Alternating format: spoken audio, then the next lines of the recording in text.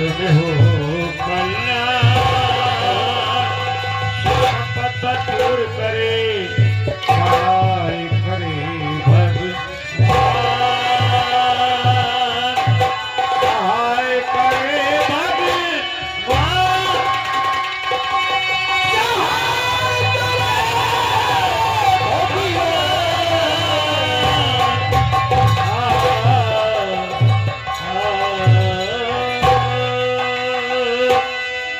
जय जय बम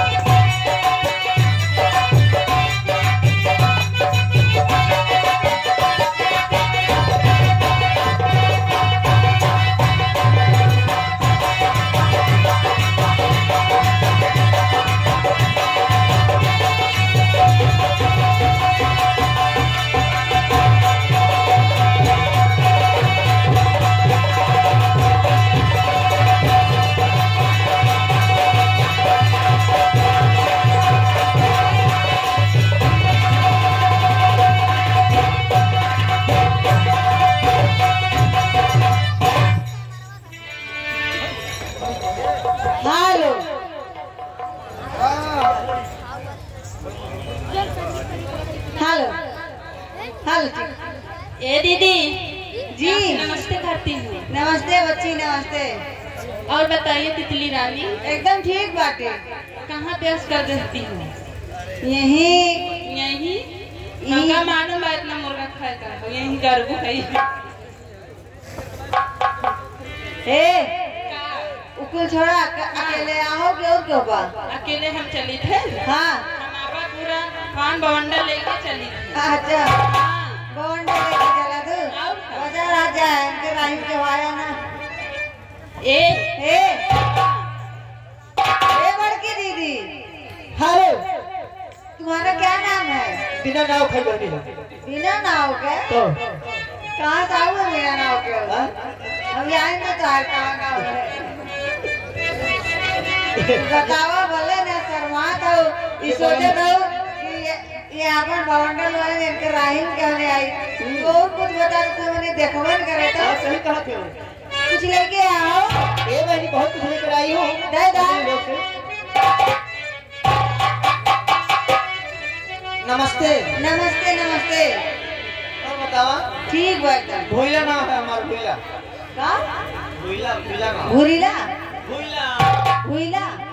अच्छा भूला खिया बतावा यही माय दादा हमारा नाम रख दी भूला कुछ लेके आया हो अरे क्या? हमको बहुत कुछ ला है पहले हमारे बात करिए उस मिला करियो करियो काली काली जो पहले हिसरिया उनके राजा लायक हैं।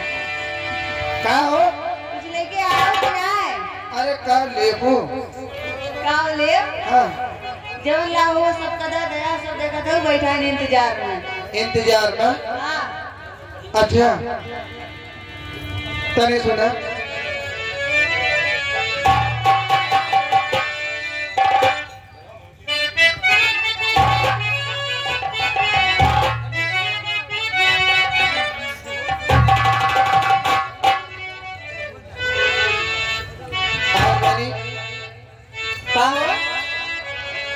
आज स्विच ऑफ हो गया है हम ही स्विच ऑफ कर दे चार्ज वो कब खड़ी हो देना खड़ी हो देबो आओ का आओ ए दीदी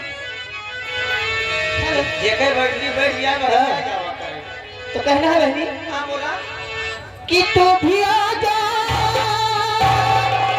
कि तू भी आ जा कि तू भी आ जा कि आ गई रुत मस्तानी की बोल सकीना बोल जनी बोल सकीना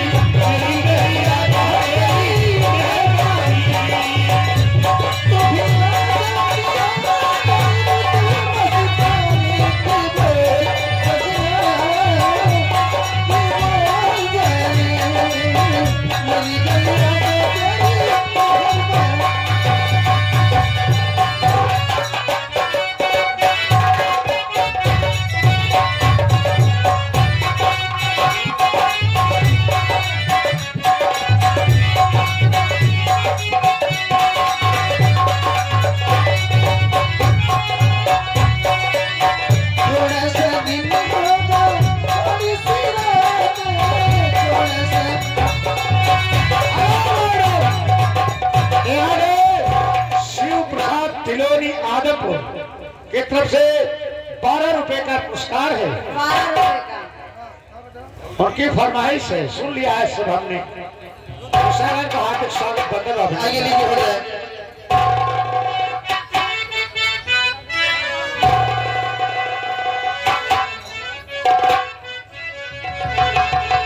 सुन लिया है सब मैंने जो तुम्हें सुनाना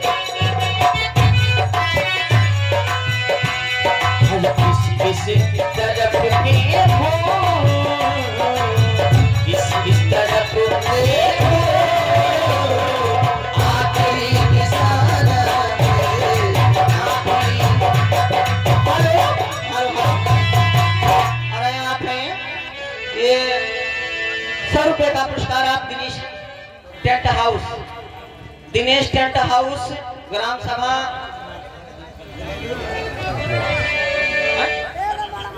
जो टेंट वाला उन्हीं की तरफ से यार भाई 100 रुपए का पुरस्कार।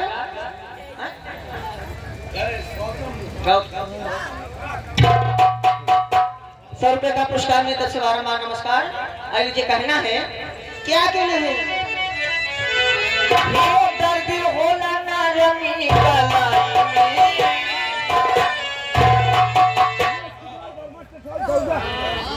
दिनेश कुमार टेंट हाउस ग्राम सभा गौरा आपकी तरफ से 100 रुपए का पुरस्कार, मेरी तरफ से बार बार नमस्कार। और कहना है हे दर्द होला ना पीतलाई में अरे बसंती मदारी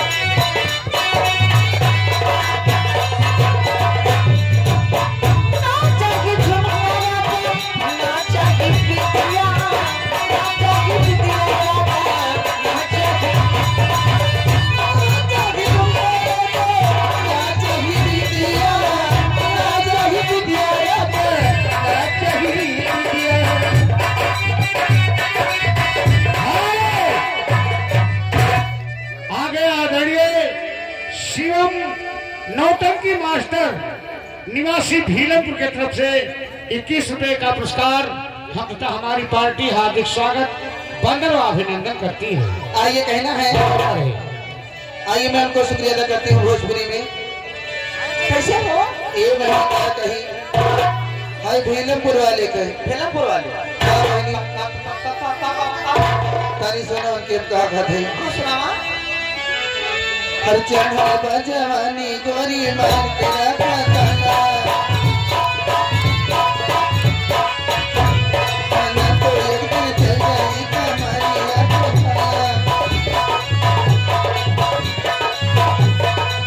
फिर मैंने पूरा बचाई के, फिर मैंने पूरा बचाई के हन्ना से गुंडा मर गया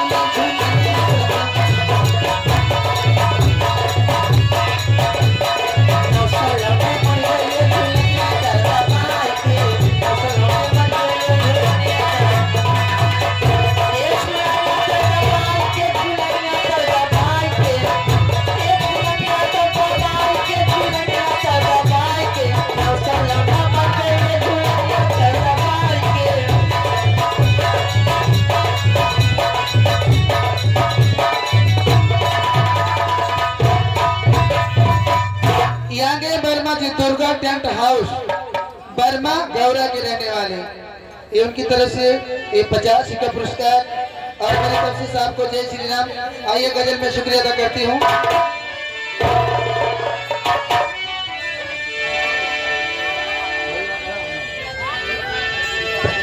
ये बहनी सुना हो हाय देखा दुर्गा टेंट हाउस के हम क्या कहते हैं, क्या कहता हो सुनो।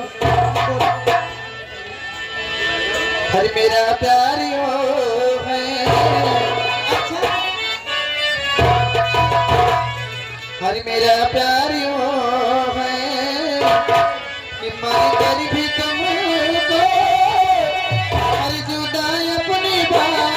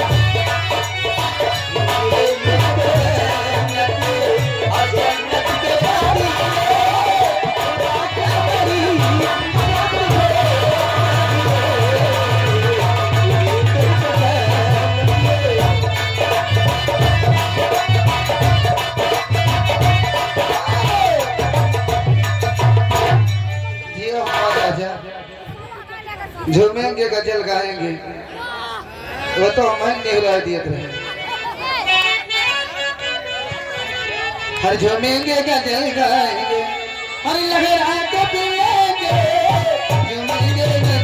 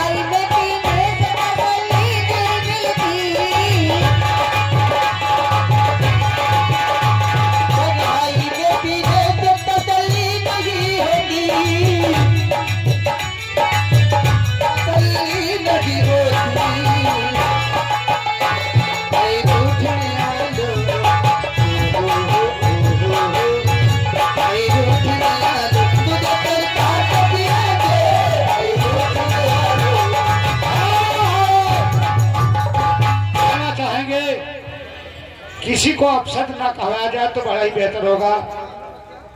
लक्ष्मण के भाई हनुमान की तरफ से 20 रुपए का पुरस्कार है, लेकिन उनका कुछ कहना है, किसी को लज्जित नहीं करना चाहिए। गाना होता रहे।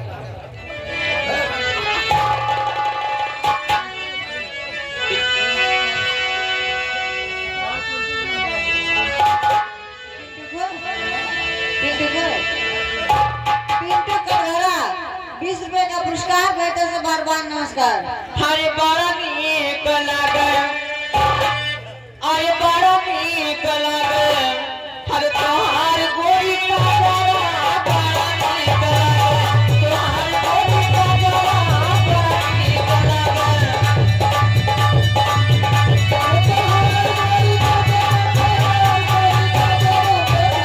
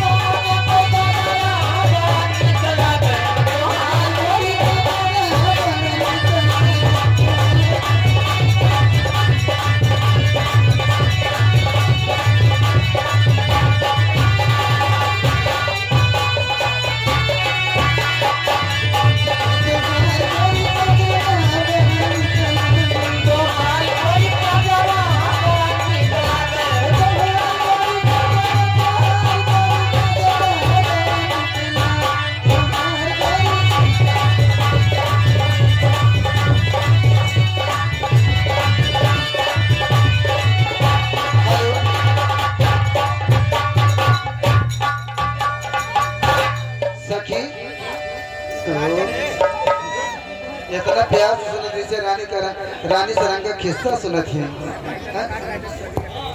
कहना है एक छोटी सी भोजपुरी गीत।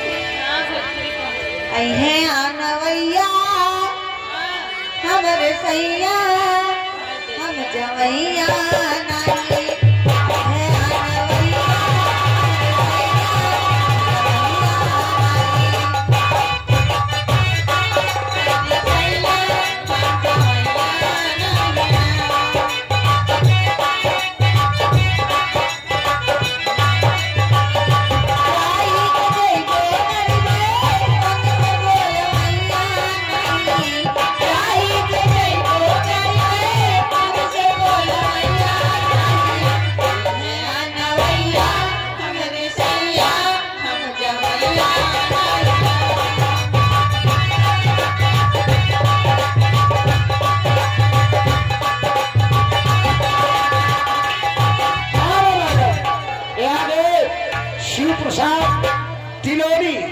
आदमपुर के निवासी 11 रुपए का पुरस्कार फरमाई से सैया काली साड़ी लाया गया।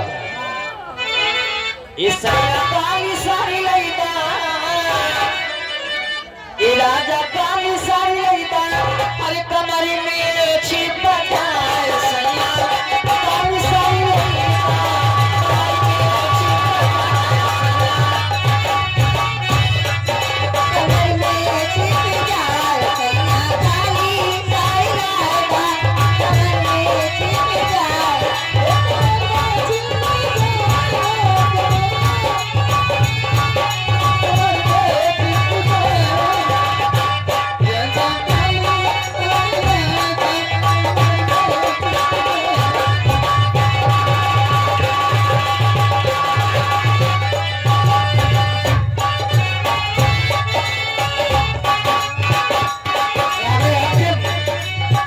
निवासी 10 रुपए का पुरस्कार है फरमाई से गंगा पास से उड़ी टिहरी। गंगा पास से उड़ी टिहरी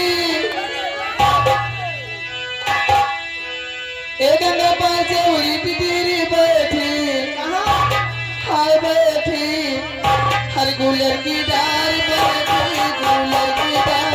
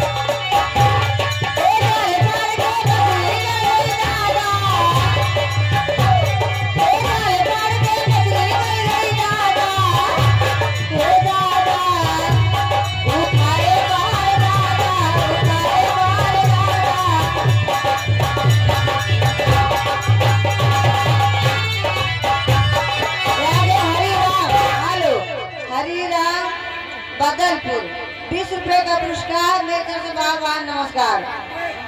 लेकिन क्या है मेरे दिल की धड़कनों को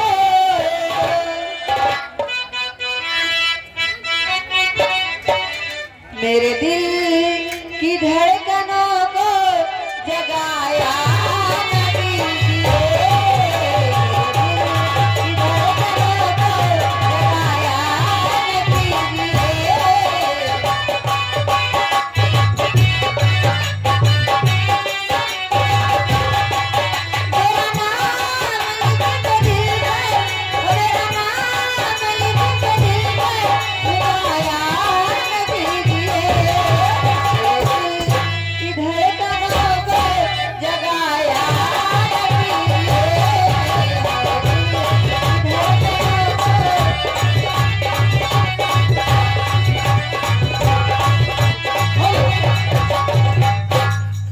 के पारस मुगल्ला दी ये उनकी तरफ से 121 रुपया 121 रुपया का पुरस्कार और मेरी तरफ से लाख लाख शुक्रिया। आइए लेकिन कहती हो क्या? क्या कहती हो? आइए मार साहब। हेलो मठ साहब। मार साहब आइए लीजिए। हिंदी गीत में कहना है तेरे नैना मेरे नैना से।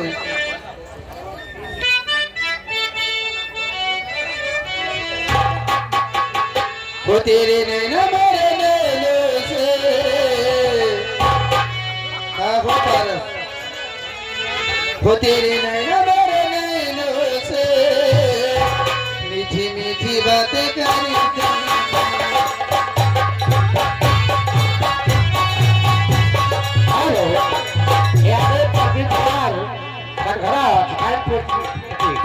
सबसे 10 रुपए का पुरस्कार है। झूमे के गजल गाएंगे।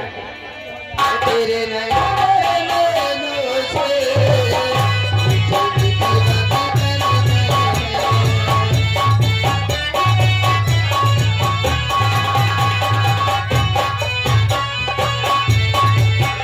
जब भी मीठी बातें करते हैं दिली मुलाकात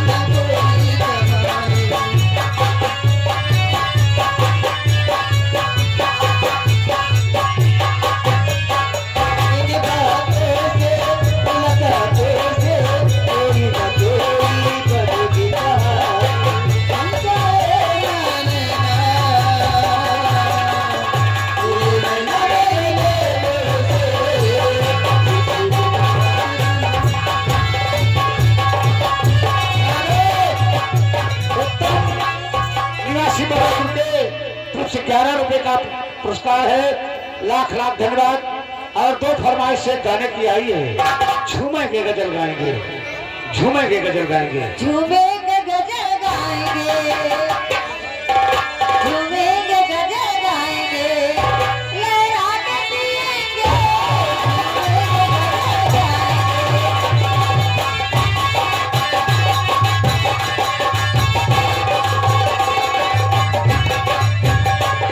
झूमेंगे गजल गाएंगे। लहरा के पिएंगे।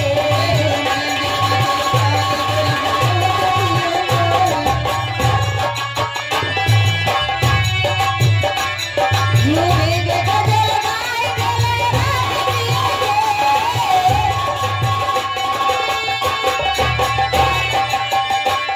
झूमेंगे गजल गाएंगे। लहरा के पिएंगे। लहरा के पिएंगे। तुम हमको पिलाओ। तुम हमको पिलाओ। तेरे घर आके पिएंगे।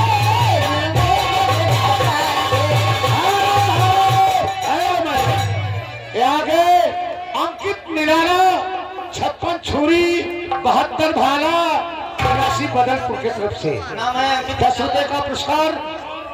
और इधर भी आप हैं 20 रुपए का पुरस्कार। आप पाल मोरंग वाले पाल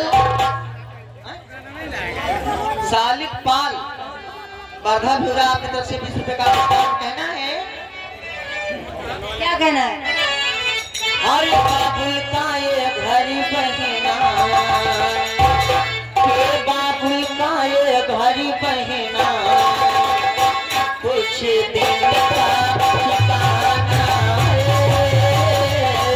बाबुल का ये घड़ी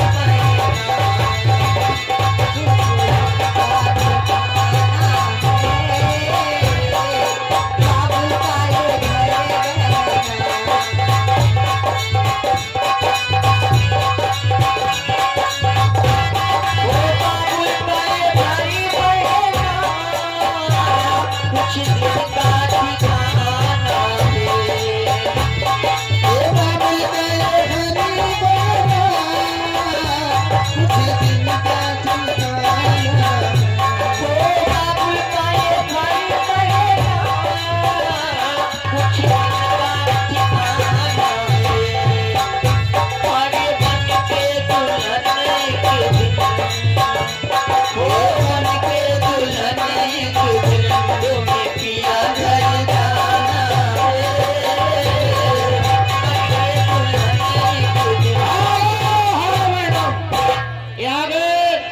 ठक्कर जी की तरफ से 200 रुपए का पुरस्कार हम तथा हमारी पार्टी उन साहबान को हार्दिक स्वागत वंदन व अभिनंदन करती है। लाख लाख धन्यवाद। हो याद उसकी दिला गया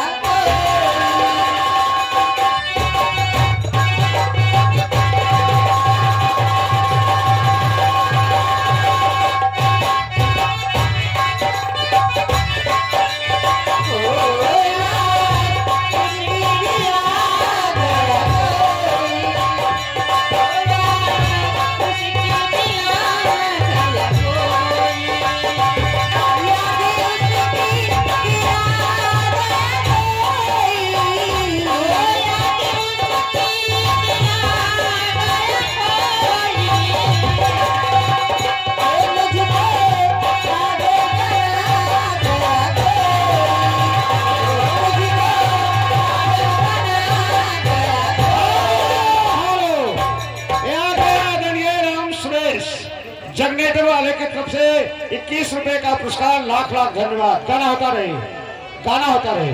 शहर में छाली करे मुझको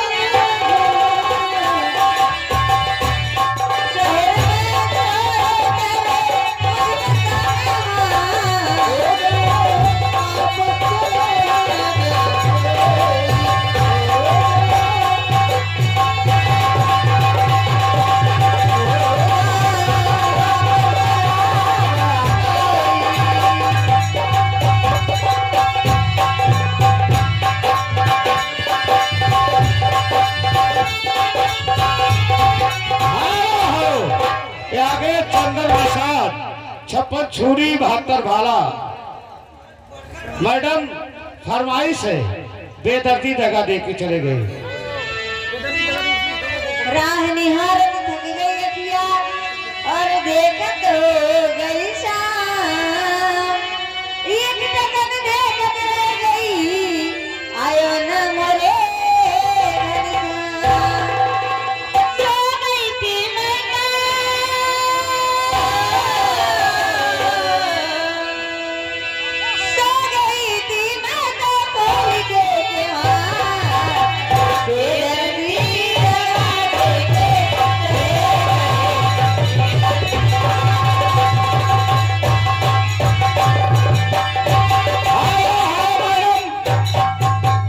छोटी सी भूल हो गई है। तो अभी फक्कड़ की तरफ से 200 रुपए आया था, नाम तो बता दिए, लेकिन वो छुट्टा मांग रहे हैं 200 रुपए का। 200 का कह दे हमरे लगे बैंक पर एक बचर की अब इनाम चला गया।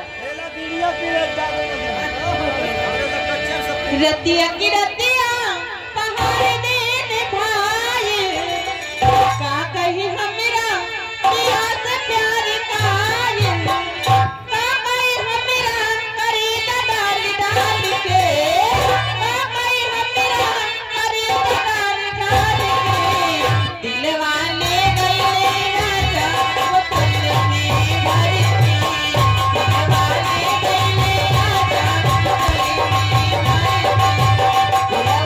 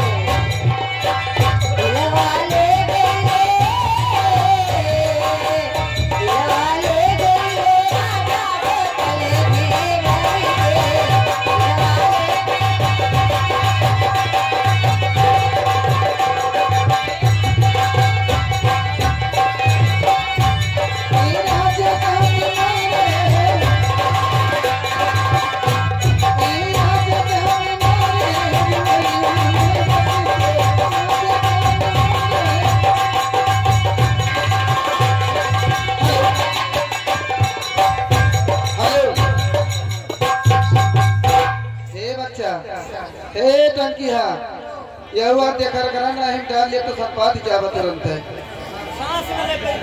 ये तो जा ठीक है चलती हूँ यहाँ से अकेले अकेले लगेगा हम लोग को चलते चलते कहना कहा हो आइए फिर भी गीत हो जाए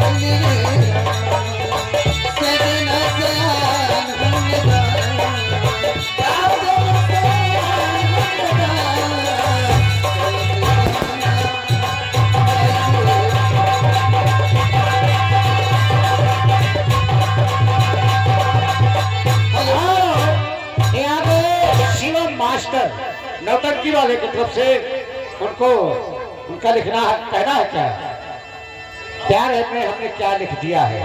ठीक है हो जाएगा। ये छोटी सी बच्ची इस बच्ची की तरफ से 50 का पुरस्कार आइए कहना है कहना छोटी बच्ची कौन फरमाइश ना वो मेरा खत पढ़ के हैरत मेरा खत पढ़ के हैरत है सबको वो मेरा खत पढ़ के हैरत है सबको प्यार में हमने क्या लिख दिया